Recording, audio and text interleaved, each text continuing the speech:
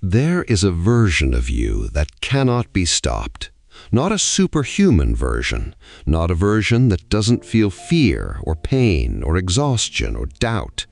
A version that feels all of those things and continues anyway. A version that has been tested enough times by enough difficulty that the testing no longer breaks it, it reveals it. A version that has learned through accumulated evidence that it is more capable than it believed, more resilient than it looked, more committed than it felt. That version is not waiting in some future state of achievement. It is not the result of a specific level of success, or a specific amount of time, or a specific set of circumstances that will finally make the becoming possible. It is being built right now, in how you respond to the difficulty that is currently in your life, in whether you show up for the work that is currently hard, in the choice made today, in this hour, about who you are in the presence of resistance. Today, we go inside the blueprint, not the inspiration, the actual architecture, step by step, the specific practices that build the version of you that cannot be stopped. The Stoics had a word for the quality we're discussing: invictus, unconquered. Not invulnerable. That would require immunity to difficulty, which the Stoics never claimed and never sought. Unconquered, a different thing entirely. The quality of a character that has been tested, that has been pressed, that has felt the full weight of what difficulty can deliver, and has not been broken by it. It has been changed by it. It has been shaped by it. It has been strengthened in the specific places where the testing revealed weakness by the specific experience of surviving the testing. Marcus Aurelius was invictus, not because he avoided the storms. He governed through plague, through war, through the death of his children, through betrayal, through chronic illness. He was pressed by everything the ancient world could deliver against one man, and he was not broken by it. He was shaped by it, into the specific form of character that the meditations reveal, a form that could only have been produced by exactly the storms it survived. Today, we build invictus, in your life, in your specific circumstances, starting today. Lesson 1. The architecture of invictus, what unbreakable is actually made of. The unbreakable character is not one thing. It is a structure, a specific architecture of qualities that, built together, produce the compound strength of something genuinely able to endure. Let me name the 5 stones that build the architecture. Stone 1. An identity rooted in values, not outcomes. The person whose identity is rooted in outcomes, whose sense of who they are is tied to whether the project succeeds, whether the relationship works, whether the career achieves the goal, is structurally fragile. Because outcomes fail, projects collapse, relationships change, careers hit walls, and every time an outcome fails, the outcome-identified person experiences not just the failure of the project, but the failure of themselves. The ego takes the hit, the identity shakes. The person whose identity is rooted in values, in the quality of their effort, the integrity of their choices, the character they bring to whatever comes, has a completely different relationship with failure. The project fails, they learn, they continue, because the failure has not told them who they are. Their values tell them who they are, and values are not contingent on outcomes. Stone 2. A practiced relationship with difficulty. The unbreakable character has been deliberately exposed to difficulty and has accumulated the specific evidence that difficulty is survivable. This is the Stoic ascesis, voluntary discomfort, applied as a character-building practice. Every cold shower taken when the warm one was available, every hard conversation had when silence was easier, every early morning honored when the bed was comfortable, every difficult thing faced rather than deferred. Each of these is a deposit in the account of resilience. Each one says, specifically, in the language the nervous system understands best, which is direct experience, you can handle more than you currently believe you can. Stone 3, a long-term orientation. The breakable person is focused on today, on how things feel right now, on whether this specific hour is producing the results they want to see. The long-term oriented character operates on a longer horizon. Marcus Aurelius governed for 20 years. He did not assess the empire each morning and decide whether the project was worth continuing. He had a commitment, a deep philosophical, values-based commitment to doing his duty for as long as duty required, and that commitment was not contingent on any single day's results. The long-term orientation produces a specific form of equanimity about short-term difficulty. When you know where you are going, genuinely know it, not as a vague aspiration, but as a lived commitment, the bad days are data points, not verdicts. Stone 4, a genuine support community. No Stoic philosopher built their practice in isolation. Marcus Aurelius had his philosophical correspondence. Epictetus had his school. The Buddha explicitly built community, the Sangha, as one of the 3 jewels of Buddhist practice. The unbreakable character is not built alone. It is built in the company of people whose presence raises the standard, who model the kind of character you are trying to build, who challenge you when you drift, who see what you are capable of even in the moments when you cannot see it yourself. Stone 5, the philosophical anchor, the anchor that holds everything else together when the storms arrive.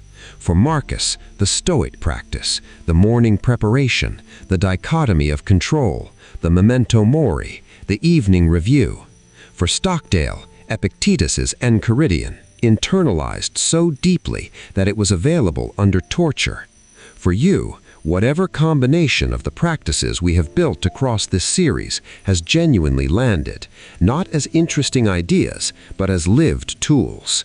The anchor is the practice, and the practice only anchors when it is practiced, not occasionally, not when conditions are favorable, but consistently, every day, especially on the days you don't feel like it. Lesson 2. The enemy within. What is actually stopping you? Let me name the real enemy. Not the market, not the competition, not the timing, not the resources you don't have, not the people who didn't believe in you. The real enemy is the voice, the specific, personal, intimate voice that speaks in your own tone, using your own specific insecurities, with knowledge of your exact history of attempts and disappointments and moments of evidence that maybe this isn't possible for you. That voice is not your wisdom, it is your conditioning. It is the accumulated weight of every time you were told, explicitly or implicitly, that what you were attempting was too much, too ambitious, too risky, not for someone like you. Epictetus identified this voice with the precision of someone who had been systematically told his entire life that he was not enough, and who, from that position of profound external limitation, built the most radical philosophy of inner freedom ever conceived. He wrote, "People are disturbed not by the things that happen, but by the opinions about the things." The voice is an opinion, a habitual, conditioned, history-informed opinion about what you are capable of. It is not fact. It is not prophecy. It is not your deepest truth. And opinions can be examined, can be interrogated, can be placed against the evidence, Not the evidence the voice cherry-picks from your history of difficulty, but the full evidence. Every time you did something you didn't think you could. Every time you survived something you weren't sure you'd survive. Every time the evidence predicted failure and you found a way forward anyway.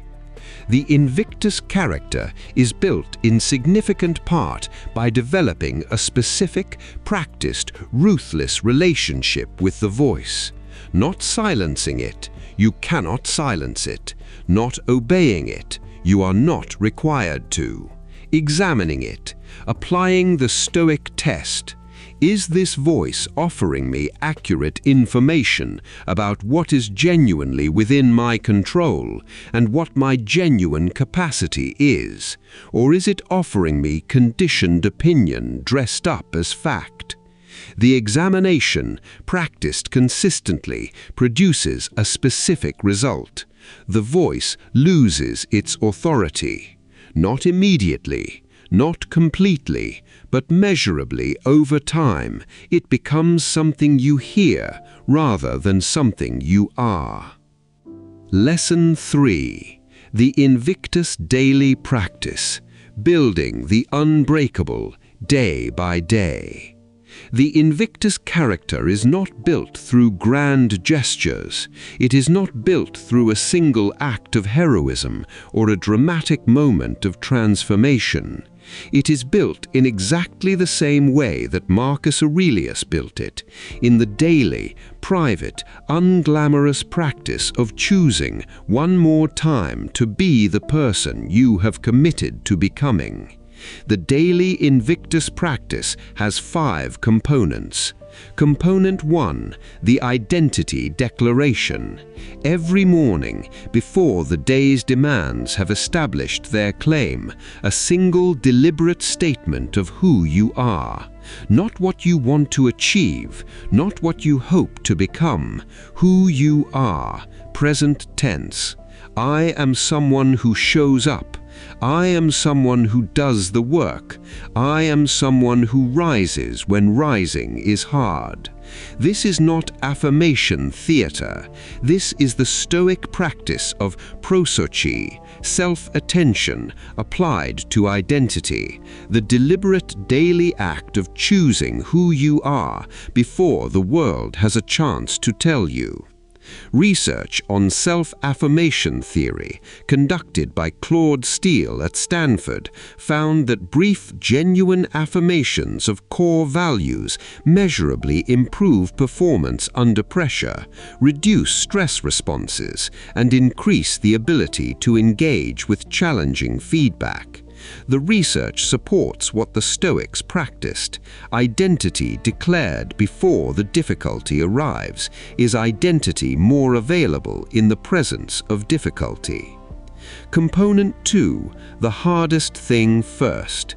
Every day, the most important, most difficult, most resisted thing receives the first available energy. Not the urgent thing, the most important. The project you've been avoiding, the conversation you've been deferring, the practice you've been putting off until the other things are done, except the other things are never done. Brian Tracy described it as eating the frog, doing the thing you least want to do before anything else, so that everything that follows is easier by comparison, and the dread of the thing doesn't colonize the rest of the day. The Stoics practiced it as the application of duty, the most important thing first, because importance takes precedence over urgency, and the most important thing is almost never the most urgent. Component 3, the difficulty audit. Once per week, a deliberate review of what has been genuinely difficult recently, not to wallow, to extract. What did this difficulty reveal about where I am weak? What did it reveal about where I am stronger than I thought? What is the specific thing I will practice in the coming week that addresses the weakness the difficulty revealed? This audit transforms difficulty into something that happens to you, into something you happen with, a source of specific, actionable information about the precise character development that the next phase of your life requires. Component 4, the evidence log. The specific accumulated record of the days you showed up, the difficult things you did, the moments when the voice said stop and you continued. Brief, specific, honest. Today I had nothing and I did it anyway. Today the resistance was strong and I began. Today I wanted to defer and I didn't. The evidence log is the antidote to the voice. It is the factual record that the voice cannot dismiss, because it is not aspiration, not intention, not hope. It is the documented truth of what you actually did. Component 5, the accountability mirror. At the end of each week, the honest question, did I live in alignment with the identity I declared? Not, did I achieve everything I wanted? Not, were the outcomes what I hoped? Did I show up as the person I said I was? Where the answer is yes, acknowledge it specifically. Where the answer is no, identify one specific adjustment for the coming week. Not self-punishment, calibration, the continuous, honest, compassionate recalibration of a character that is genuinely trying to become who it is capable of being. Lesson 4. 3 who became unstoppable. What the blueprint looks like when fully lived. Let me show you 3 people who built the Invictus character through the specific practices we've been discussing, not through favorable conditions, not through natural gifts alone, but through the daily, deliberate, philosophically grounded practice of becoming. Person 1, Epictetus. Born into the most limiting possible external conditions, legally owned, physically damaged, denied every external marker of worth that the ancient world valued. He built from that position a character of such completeness that it shaped the most powerful man in the ancient world, Marcus Aurelius, who read Epictetus's recorded teachings and called them the most important philosophical influence of his life. How? By exercising every single day every ounce of the power that was genuinely his judgment, his values, his response to what happened, his care for the students who came to learn from him. Nothing else was available, and he built everything from what was. Person 2, Harriet Tubman. Born into slavery in 1822, she escaped in 1849, alone, on foot, through 100 miles of hostile territory, following the North Star through the night. And then she went back, 13 times, into the territory that had enslaved her, to lead others out. She suffered from narcoleptic episodes, sudden losses of consciousness, resulting from a head injury inflicted by an overseer in her youth. She could fall asleep without warning at any moment, in the territory where she was a wanted fugitive. She went back 13 times. She never lost a single passenger. When asked how she had the courage, she said, "I never ran my train off the track, and I never lost a passenger." Not "I felt fearless," not "the conditions were favorable." The work was done, every time, despite everything. Person 3, Nelson Mandela. We have spoken of Mandela before, but in the context of Invictus, the word carved into the poem that became his symbol, his story deserves its full weight. 27 years imprisoned, every external source of power and freedom stripped away, deliberate, systematic efforts to break his will. He emerged and led a nation, not despite the 27 years, through them, through the specific accumulated daily practice of maintaining his character in the most adverse available conditions. He once said, "It always seems impossible until it's done." Until it's done, not until you feel ready, not until the conditions cooperate, until the doing makes it possible. The identity declaration, right now. Finish this sentence honestly with what you genuinely believe about the person you are committing to become. I am someone who... Let it be specific, let it be real, let it be slightly more than you currently feel fully confident claiming, because that slight reach is where growth lives. Say it again with more conviction. I am someone who... Write it down. This is who you showed up as today. This is who you are building tomorrow. The version of you that cannot be stopped is not a future version. It is the version that shows up today, however imperfectly, however uncomfortably, with whatever the day has available, and does what is genuinely theirs to do. One more day, one more choice, one more deliberate, values-based decision to be, one more time, the person you have committed to becoming. That is the practice. That is the blueprint.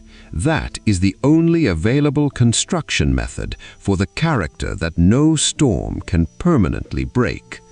What is one specific quality of the Invictus character you are going to practice this week, and what will it look like in your actual life? Tell us in the comments. I'll see you in the next one.